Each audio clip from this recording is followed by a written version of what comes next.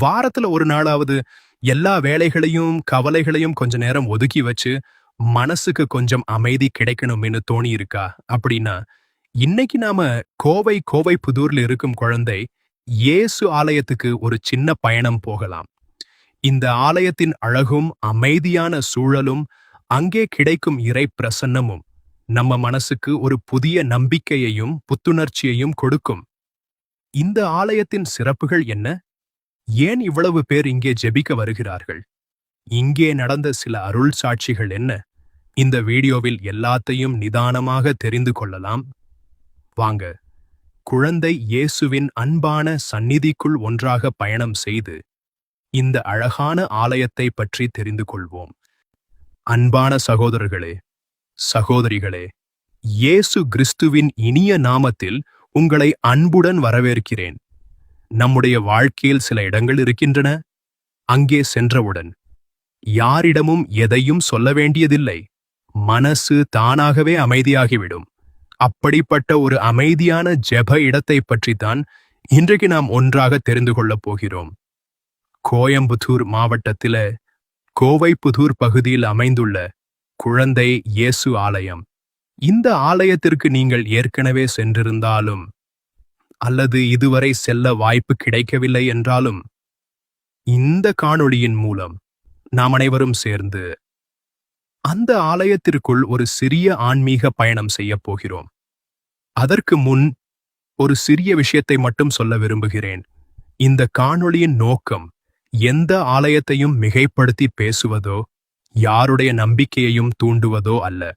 மாறாக அந்த ஆலயத்தின் வரலாறு, அதன் ஆன்மீக வாழ்க்கை, அங்கே மக்கள் அனுபவிக்கும் அமைதி, இவைகளை மிகவும் இயல்பாக உண்மையாக உங்களுடன் பகிர்ந்து கொள்வதுதான். அதனால இந்த காணொளியை அவசரப்படாமல் அமைதியாக இறுதி வரை பாருங்கள். ஒருவேளை இன்று உங்கள் மனதில் ஏதாவது கவலை இருந்தாலும் சில நிமிடங்களாவது இறைவனோடு அமைதியாக இருக்க இந்த நேரம் உதவியாக இருக்கலாம். வாருங்கள், நம்முடைய பயணத்தை தொடங்கலாம். வரலாறு: கோயம்புத்தூர் நகரம் வளர வளர அதன் புறநகர் பகுதிகளிலும் புதிய குடியிருப்புகள் உருவாக ஆரம்பித்தன. அதேபோல் கோவைப்புதூர் பகுதியிலும் கத்தோலிக்க குடும்பங்களின் எண்ணிக்கை மெதுவாக அதிகரித்தது. அப்போது ஞாயிற்றுக்கிழமை திருப்பலியில் கலந்து கொள்வதற்காக பல குடும்பங்கள் தூரம் பயணம் செய்ய வேண்டியிருந்தது. அந்த தேவையை உணர்ந்த திருச்சபை இந்த பகுதியில் வசிக்கும் இறைமக்களுக்கும் அருகிலேயே திருப்பலி நடைபெற வேண்டும், அனைவரும் ஒன்றாக ஜெபிக்க ஒரு ஆலயம் இருக்க வேண்டும் என்ற நல்ல எண்ணத்தோடு பணியை தொடங்கியது. அதிகாரப்பூர்வ தகவல்களின்படி 1976 ஆண்டு அக்டோபர் 5 ஒரு வீட்டில்தான் முதல் ஞாயிறு திருப்பலி கொண்டாடப்பட்டது. பெரிய ஆலயம் இல்லாவிட்டாலும் மக்களின் விசுவாசம் பெரியதாக இருந்தது. அந்த சிறிய ஆரம்பம்தான் பின்னாளில் அழகான பங்காக வளர்ந்தது. பல ஆண்டுகளாக இறைமக்களின் ஒத்துழைப்பும் அருட்தந்தையர்களின் அர்ப்பணிப்பும் இறைவனின் அருளும் இணைந்து 1993 ஆண்டு செப்டம்பர் 8 புதிய ஆலயம் அர்ப்பணிக்கப்பட்டது. அதன் பிறகு பங்கு வளர்ச்சியுடன் 2001 ஆண்டு பங்குத்தந்தையின் இல்லமும் அமைக்கப்பட்டது. அதைத் தொடர்ந்து 2003 ஆண்டு அன்னையின் கெபியும் நிறுவப்பட்டது. பின்னர் 2005 ஆண்டு சிலுவை பாதையும் அமைக்கப்பட்டது. இன்று நாம் பார்க்கும் இந்த ஆலயம் ஒரே நாளில் உருவானதல்ல. பல ஆண்டுகளாக பலருடைய உழைப்பும் பல குடும்பங்களின் தியாகமும் எண்ணற்ற ஜெபங்களும் சேர்ந்துதான் இந்த அழகான ஆன்மீக இல்லம் உருவாகியுள்ளது. அதை நினைக்கும்போது ஒரு ஆலயம் என்பது சிமெண்ட், கல், செங்கல் மட்டும் அல்ல. அது மக்களின் விசுவாசத்தால் கட்டப்பட்ட ஒரு குடும்பம் என்பதே உண்மை. ஒரு ஆலயத்தின் அழகு அதன் உயரமான கோபுரத்தில் இல்லை, அங்கே தினமும் ஜெபிக்க வரும் மக்களின் இதயத்தில் இருக்கிறது. இந்த குழந்தை இயேசு ஆலயத்திலும் பல குடும்பங்கள் பல தலைமுறைகளாக இறை நம்பிக்கையோடு வாழ்ந்து வருகின்றனர். ஞாயிற்றுக்கிழமை காலையில் சிறிய குழந்தைகள் பெற்றோரின் கைகளை பிடித்துக் கொண்டு ஆலயத்திற்குள் நடந்து வருவது இளைஞர்கள் ஆர்வத்துடன் திருப்பலியில் பங்கேற்பது, முதியவர்கள் அமைதியாக ஜெபமாலை சொல்லிக் கொண்டிருப்பது, இவை அனைத்தும் ஒரு குடும்பத்தின் அழகான காட்சியைப் போலவே இருக்கும். இங்கு நடைபெறும் திருப்பலி என்பது ஒரு கடமையை நிறைவேற்றும் நிகழ்ச்சி மட்டும் அல்ல. அது ஒரு வாரம் முழுவதும் சோர்வடைந்த மனதிற்கு புதிய நம்பிக்கையை அளிக்கும் ஒரு சந்திப்பு. ஒருவர் மற்றவருக்காக ஜெபிப்பதும், நோயில் இருப்பவர்களை நினைவுகூர்வதும், குடும்பங்களின் தேவைகளுக்காக இறைவனிடம் வேண்டுவதும் இந்த பங்கின் ஆன்மீக வாழ்க்கையின் ஒரு முக்கியமான பகுதியாக இருக்கிறது. அதனால்தான் இந்த ஆலயத்திற்கு முதன்முறையாக வரும் பலரும் இங்கே ஒரு அமைதி இருக்கிறது என்று இயல்பாகவே உணர்கிறார்கள். அந்த அமைதி கட்டிடத்திலிருந்து வருவதில்லை, ஒன்றுபட்ட ஜெபத்திலிருந்து வருகிறது. அந்த ஜெபத்திலிருந்து வரும் நம்பிக்கையே இந்த ஆலயத்தின் உண்மையான பலமாக இருக்கிறது. சிறப்புகள். ஒரு ஆலயத்தை பற்றி பேசும்போது அங்கே என்ன சிறப்பு அப்படின்னு பலரும் கேட்பார்கள். உண்மையில் பார்த்தால் ஒவ்வொரு ஆலயத்திற்கும் அதன் சொந்த ஆன்மீக அழகு இருக்கிறது. இந்த குழந்தை இயேசு ஆலயத்தின் சிறப்பும் அதன் அமைதியான ஜெப வாழ்க்கையில்தான் இருக்கிறது. குறிப்பாக ஒவ்வொரு வியாழக்கிழமையும் நடைபெறும் சிறப்பு திருப்பலி இந்த பங்கின் முக்கியமான ஆன்மீக நிகழ்வாக இருந்து வருகிறது. அன்று வழக்கமான நாட்களை விட அதிகமான இறைமக்கள் வந்து ஜெபத்தில் கலந்து கொள்கிறார்கள். யாரோ ஒருவர் தேர்வுக்காக ஜெபிக்க வருகிறார், மற்றொருவர் புதிய வேலை கிடைக்க வேண்டும் என்று வேண்டுகிறார். சில பெற்றோர் தங்கள் குழந்தைகளின் எதிர்காலத்திற்காக இறைவனிடம் மன்றாடுகிறார்கள். சிலர் உடல்நலம் பாதிக்கப்பட்ட குடும்ப உறுப்பினர்களுக்காக ஜெபிக்கிறார்கள். இன்னும் சிலர் எதையும் கேட்காமல் அமைதியாக சில நிமிடங்கள் குழந்தை இயேசுவின் சந்நிதியில் அமர்ந்து இருப்பதற்காகவே வருகிறார்கள். அதுதான் ஜெபத்தின் அழகு. சில நேரங்களில் நாம் அதிகம் பேச வேண்டியதில்லை. இறைவனின் முன்னிலையில் அமைதியாக இருப்பதும் ஒரு அழகான ஜெபம்தான். இந்த ஆலயத்தில் ஒவ்வொரு மாதத்தின் முதல் வியாழக்கிழமையும் இன்னும் சிறப்பாக அனுசரிக்கப்படுகிறது. அன்று நடைபெறும் சிறப்பு திருப்பலியிலே பல குடும்பங்கள் ஒன்றுகூடி இறைவனை துதிக்கிறார்கள். திருப்பலிக்கு பிறகு அனைவருக்கும் அன்புடன் மதிய உணவு வழங்கப்படுகிறது. இது ஒரு சாதாரண உணவு வழங்கும் நிகழ்ச்சி அல்ல. திருச்சபையின் அழகான பாரம்பரியங்களில் ஒன்றான பகிர்ந்து வாழும் அன்பை நினைவூட்டும் தருணம். ஒரே மேசையில் வயது, வேலை, பொருளாதார நிலை இவற்றை பார்க்காமல் அனைவரும் ஒன்றாக அமர்ந்து உணவருந்துவது திருச்சபை ஒரு குடும்பம் என்பதை நமக்கு நினைவூட்டுகிறது. இதுபோன்ற தருணங்கள் பலரின் மனதில் நீண்ட நாட்கள் நிற்கும் இனிய நினைவுகளாக மாறுகின்றன. சிறப்பு நாள். இந்த ஆலயம் குழந்தை இயேசுவிற்கு அர்ப்பணிக்கப்பட்ட பங்கு. அதனால் ஒவ்வொரு ஆண்டும் ஜனவரி மாதம் 2வது ஞாயிற்றுக்கிழமை பங்கு திருவிழா பக்தியுடன் கொண்டாடப்படுகிறது. அந்த நாட்களில் பங்கு முழுவதும் ஒரு ஆன்மீக மகிழ்ச்சி காணப்படும். திருப்பலிகள், சிறப்பு ஜெபங்கள், இறைப்பாடல்கள், குடும்பங்கள் ஒன்றாக இணைந்து பங்கேற்பது இவை அனைத்தும் இறைவனுக்கு நன்றி செலுத்தும் அழகான தருணங்களாக அமைகின்றன. திருவிழா என்பது வெளிப்புற அலங்காரங்களுக்காக மட்டுமல்ல, நம்முடைய இதயத்தையும் இறைவனை ஏற்றுக்கொள்ள தயார்படுத்திக் கொள்வதற்கான ஒரு வாய்ப்பு. அதனால்தான் பல குடும்பங்கள் இந்த திருவிழா நாட்களில் தங்கள் குடும்பத்தோடு சேர்ந்து திருப்பலியில் பங்கேற்பதை ஒரு ஆசீர்வாதமாக நினைக்கிறார்கள். அதேபோல் ஒவ்வொரு வியாழக்கிழமையும் நடைபெறும் சிறப்பு ஜெபங்களும் இந்த பங்கின் ஆன்மீக வாழ்க்கையில் முக்கியமான இடத்தை பெற்றுள்ளன. பலர் தொடர்ந்து சில வாரங்கள் வந்து ஜெபிப்பதை தங்கள் ஆன்மீக ஒழுக்கத்தின் ஒரு பகுதியாக வைத்திருக்கிறார்கள். இது ஏதாவது அதிசயம் நடக்கும் என்ற எதிர்பார்ப்பால் அல்ல, மாறாக தொடர்ந்து இறைவனோடு நேரம் செலவிட வேண்டும் என்ற விருப்பத்தால்தான். அந்த விருப்பமே விசுவாசத்தை மெதுவாக வளர்க்கிறது. ஆன்மீக முக்கியத்துவம். குழந்தை இயேசு இந்த பெயரை சொன்னாலே நம்முடைய மனதில் என்ன தோன்றுகிறது? எளிமை, தாழ்மை, அன்பு, நம்பிக்கை இவையெல்லாம் தான் இல்லையா? இறைவன் உலகத்திற்கு வரும்போது ஒரு அரச மாளிகையில் பிறக்கவில்லை. மிகவும் எளிமையான சூழலில் ஒரு குழந்தையாக வந்தார். அதிலேயே நமக்கான ஒரு பெரிய பாடம் இருக்கிறது. வாழ்க்கையில் பெரியவராக இருப்பதைக் காட்டிலும் நல்லவராக இருப்பதுதான் முக்கியம். பணம், பதவி, புகழ் இவையெல்லாம் ஒரு நாள் மாறலாம். ஆனால் அன்பு, கருணை, மன்னிப்பு இவை நிலைத்திருக்கும். இந்த ஆலயத்திற்கு வரும்போது பலர் அந்த குழந்தை இயேசுவின் எளிமையை நினைத்து தங்களுடைய வாழ்க்கையையும் சற்று திரும்பி பார்க்கிறார்கள். நான் என் குடும்பத்தோடு எப்படி நடந்து கொள்கிறேன்? என்னுடைய வார்த்தைகள் மற்றவர்களுக்கு ஆறுதலாக இருக்கிறதா? நான் மன்னிக்க கற்றுக்கொண்டேனா? நன்றி சொல்ல மறந்துவிட்டேனா? இப்படிப்பட்ட கேள்விகள் நம் உள்ளத்தில் எழும்போது அதுவே ஒரு நல்ல ஆன்மீக பயணத்தின் தொடக்கம். அனுபவம். ஒவ்வொரு மனிதரின் வாழ்க்கை பயணமும் வேறுபட்டது. அதேபோல் ஒவ்வொரு ஜெப அனுபவமும் வேறுபட்டதுதான். இந்த ஆலயத்திற்கு தொடர்ந்து வரும் சிலர் இங்கே சில நிமிடங்கள் அமைதியாக அமர்ந்தாலே மனம் லேசாகிறது என்று பகிர்ந்து கொள்கிறார்கள்.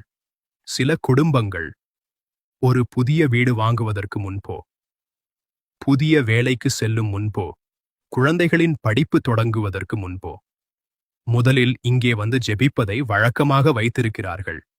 அவர்கள் நம்புவது நம்முடைய திட்டங்களை விட இறைவனுடைய சித்தம் நல்லது என்பதைத்தான். சில நேரங்களில் நாம் கேட்டது உடனே கிடைக்காமல் இருக்கலாம்.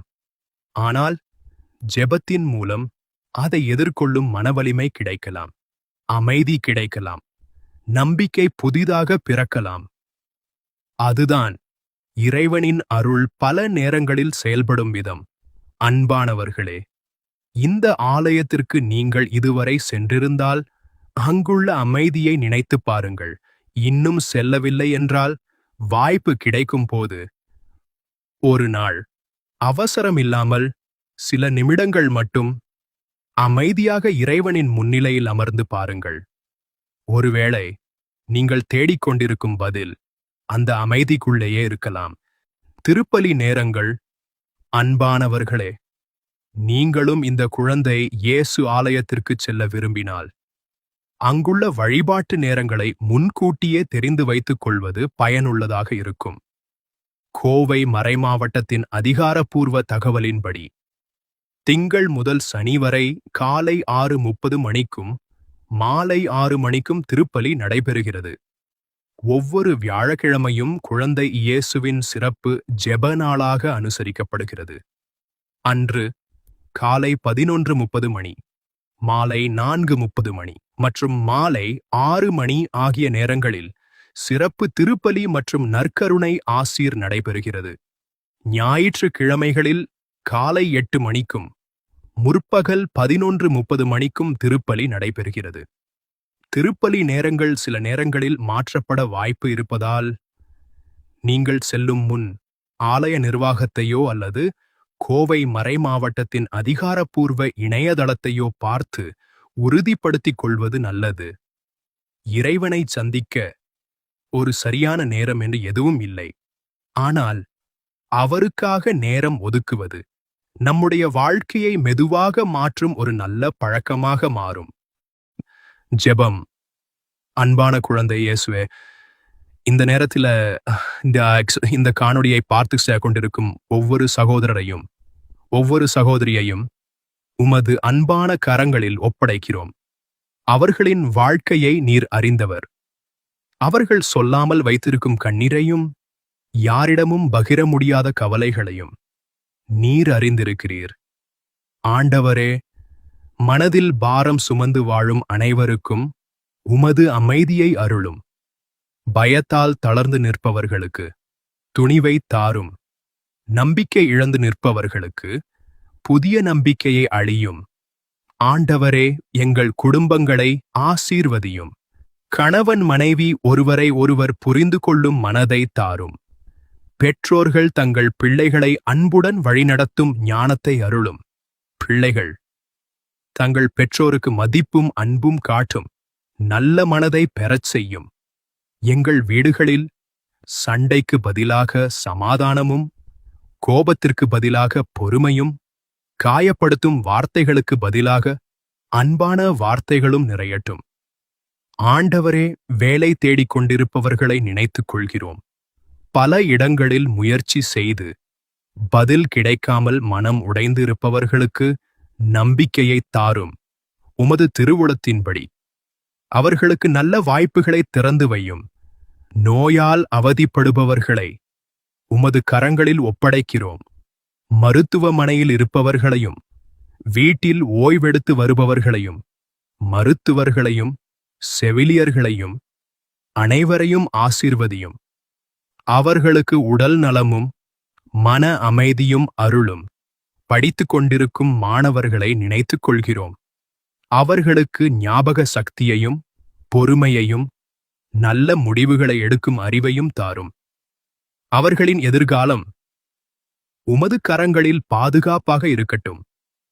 தனிமையில் வாழ்பவர்களை, யாரும் புரிந்து கொள்ளவில்லை என்று நினைத்து அழுபவர்களை, குடும்ப பிரச்சனைகளால் சோர்ந்து போனவர்களை, கடன் சுமையால் கவலையில் இருப்பவர்களை, வேலைப்பளுவால் மன அழுத்தத்தில் இருப்பவர்களை இன்று உமது அன்பான கரங்களில் ஒப்படைக்கிறோம்.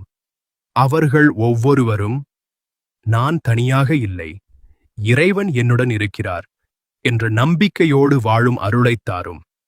குழந்தை இயேசுவே, எங்கள் இதயங்களில் எளிமையை வளர்த்தருளும். பிறரை மன்னிக்கும் மனதைத் தாரும். நன்றி சொல்ல மறக்காத இதயத்தைத் தாரும். தேவையுள்ளவர்களை பார்க்கும் கண்களைத் தாரும். உதவும் கரங்களைத் தாரும். அன்பு நிறைந்த வார்த்தைகளைத் தாரும். எங்கள் வாழ்க்கையில் எது நடந்தாலும் உம்மை விட்டு பிரியாத விசுவாசத்தை தாரும். எங்கள் மகிழ்ச்சியிலும் எங்கள் கண்ணீரிலும் எங்கள் வெற்றியிலும் எங்கள் தோல்வியிலும் நீர் எங்களோடு இருப்பதை என்றும் உணரச் செய்யும். இந்த காணொளியை பார்த்து கொண்டிருக்கும் ஒவ்வொரு குடும்பத்தையும், அவர்களின் இல்லங்களையும் அவர்களின் எதிர்காலத்தையும் உமது பாதுகாப்பில் ஒப்படைக்கிறோம். உமது சமாதானம் அவர்களின் இதயங்களில் என்றும் நிலைத்திருக்கட்டும். ஆமேன். முடிவு.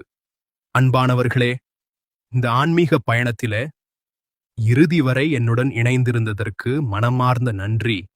இந்த காணொளி உங்களுக்கு ஒரு புதிய தகவலை கொடுத்திருந்தாலும் அல்லது சில நிமிடங்களாவது மன அமைதியை தந்திருந்தாலும் அதுவே எங்களுக்கு மிகப்பெரிய மகிழ்ச்சி. வாய்ப்பு கிடைக்கும்போது இந்த குழந்தை இயேசு ஆலயத்திற்குச் சென்று அவசரமில்லாமல் சில நிமிடங்கள் அமைதியாக ஜெபித்துப் பாருங்கள். சில நேரங்களில் நாம் தேடும் பதில் அமைதிக்குள்ளேயே கிடைக்கிறது. நீங்கள் ஏற்கனவே இந்த ஆலயத்திற்குச் சென்றிருந்தால் உங்கள் அனுபவத்தை கருத்துப் பகுதியில் பகிர்ந்து கொள்ளுங்கள். அது இந்த காணொளியை பார்க்கும் மற்றவர்களுக்கும் உதவியாக இருக்கும். இதுபோன்ற தமிழ்நாட்டின் பல்வேறு தேவாலயங்களின் வரலாறு, ஆன்மீக முக்கியத்துவம் மற்றும் மன அமைதியை தரும் ஜெபங்களை தொடர்ந்து பார்க்க பேசிஃபை யுவர் சோல் சேனலை சப்ஸ்கிரைப் செய்து இந்த ஆன்மீக பயணத்தில் எங்களுடன் தொடர்ந்து இணைந்திருங்கள். இறைவன் உங்களையும் உங்கள் குடும்பத்தையும் என்றென்றும் ஆசீர்வதிப்பாராக. நன்றி. இறைவனின் சமாதானம் உங்கள் அனைவருடனும் இருப்பதாக. ஆமென்.